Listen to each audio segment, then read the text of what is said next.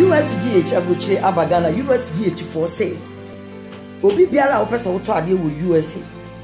Na ne boarding anase bibida wakoma so na wohwehwe e wo America no. USGH for sale on beto de abrel. Any say emre we ene emre ise woto ade e wo America. Ubenya na fofofo.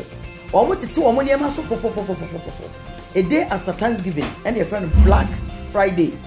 Ade ane boarding nanka ne bo no cost to be a befa say be $500 no. E bi kwa to me $50. Ade dey $100 so ko e bi kwa $10.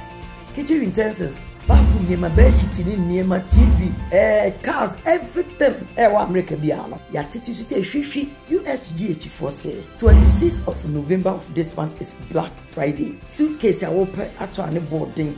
Now they are quite warriors. Now do we need me gum? We do marriage lesson a gum. Suitcase tata so. Ya titi say sheet, plates, glasses, fufu machine, juicy machine, everything are open. The wa America has say in Kwadi. So US in Kwadi. Black Friday is starting 26 up to 30th. The wa America here. Then there, after na kwa visa. Now so about USA. Wa babeje.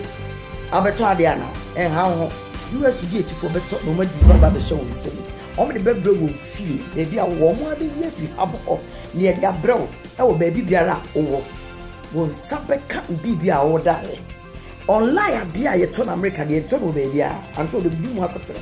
So no USGH for into contact number ya e wo screen so USGH for number e do Kumasi location of Accra and Kumasi a customer service omodu US Canada on the check where the first one when contact number here if you see the information ya wo share will submit